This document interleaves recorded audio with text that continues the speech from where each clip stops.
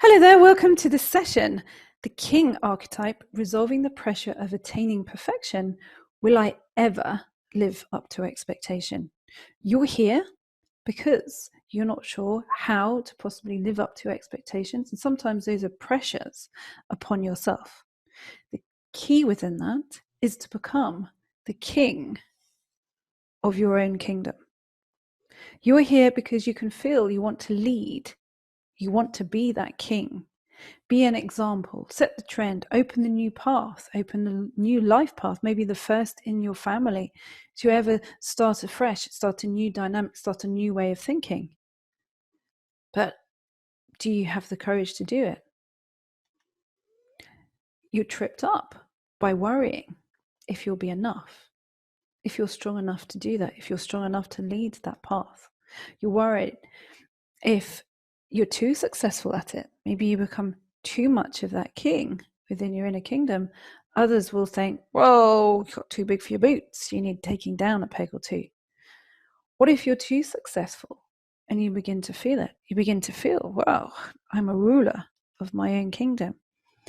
You'll be worried then that someone or other is going to see you as some kind of fraud. Maybe I'm too, maybe I'm not really this. Maybe I'm not really that. And it keeps you awake. That kind of feeling keeps you awake, wondering if others will finally see through you, feeling a bit paranoid. And you think, why am I feeling paranoid? The imaginary underachieving self, because really it's not underachieving. It's just not enough in its king. It lies awake at night with a menagerie of what if scenarios pounding through your head. What if I don't get it right? What if I haven't done this? What if I haven't done that? What if? So what do? You then find yourself overcompensating. You stay out of ownership of your king.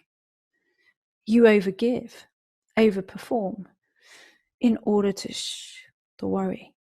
Why step into who you are? Why step into that lead role within yourself? Is it allowed?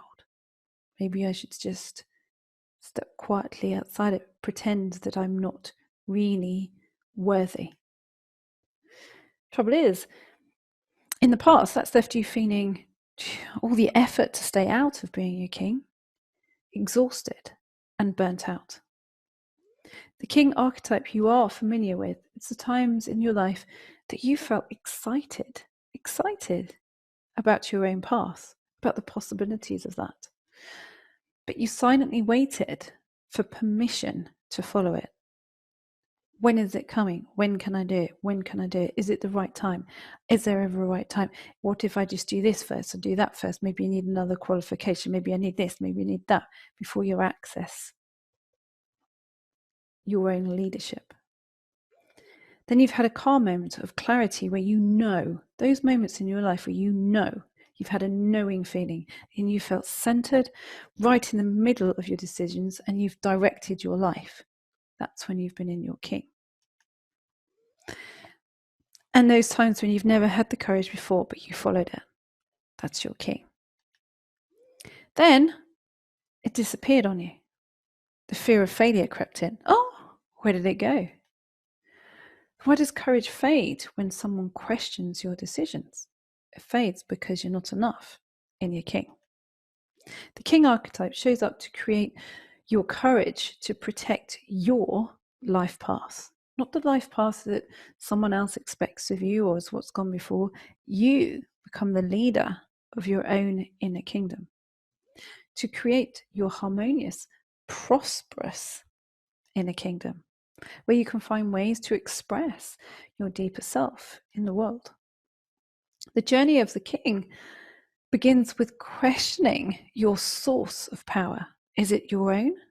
Or is it something that has come from another ruler, someone else's ideas, someone else's male ideas, perhaps, that filtered through generations? The question of, do you allow yourself your own power? Do you?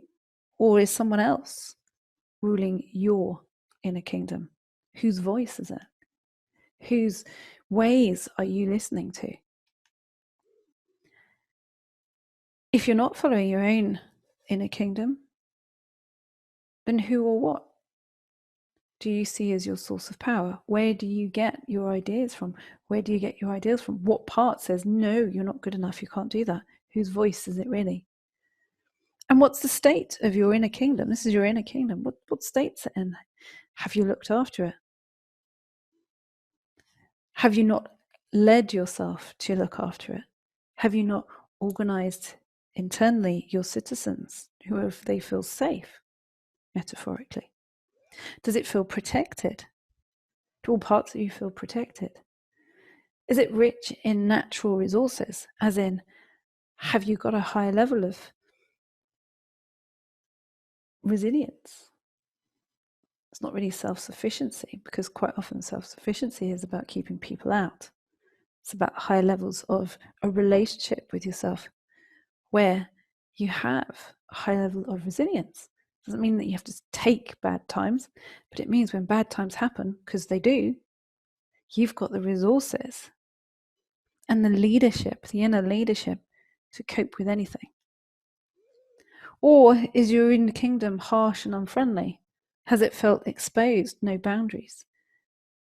That it's now tired and exhausted with trying to rush to secure gates all the time, where it's now become defensive rather than secure. Your inner kingdom is symbolic of your whole. Your king in its center, and that king is meant to feel their power. Okay? Not in dominance and fear, their ownership of who they are. Your king is meant to have power through maturity, through a natural state, through a natural way of being, a natural maturity. And don't be mistaken in thinking, well, surely that's your queen. No, it's the king. We all have both male and female energies. If you're a female, I can tell you now, you've neglected your king. You've expected somebody else to provide that role for you, leaving your own inner kingdom exposed and probably feeling quite fragile. The issue of the king is he's ruled by the ghosts of the influence of shadow rulers, which shows perhaps as the fear of an abuse of power. And maybe that's shown in your outer life, outside of your kingdom. Someone has come in to reflect that fear, the shadow of the shadow ruler, where they've tried to dominate or overrule you. And you've thought, I need to stand up for myself. I need to do this and I need to do that. But I don't know how to. I don't know how to play that. I've tried being assertive and that hasn't worked. They've just gone, ugh, because they've just known what my tactic is. When I've actually needed to play this better. But how? You haven't known because you haven't allowed your own king to take up the position of the center of your kingdom. Where does your king's idea of power come from? Has he accepted that? Has your leader energy accepted that? Does he not engage his own power in your inner world for fear that he'll become dominant? Maybe you experience people who have been dominant over you and you think, wow, if I engage this part of myself, will I become dominant? Will I become what I never wanted to be?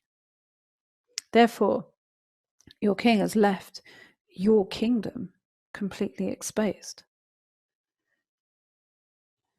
For your king to rule, to lead your own inner kingdom, he must know his fears, where he feels there has been an abuse of power, and to deal with those, and to deal with the fears that there has been, or where there are possibilities of that, to resolve that. So he can be the king ruled by soul truth, not by the influences of a frightened ego trying to please. For magic to happen in your life, it requires stability across all emotions. The king is part of that. No one can become a master of consciousness without taking the journey from rejection to acceptance. And rejection is an example of your leader capabilities as the king energy, the central figure into the acceptance of that. The King shows you through that path, through the soul's mature expansion. And now it's time for you to continue to move to mastery within emotion and realize it's not about hiding, thinking someone's got to come and rescue me. It's about that call of adventure, that you are in charge, that you can direct it, and that you, even through fear, can find courage.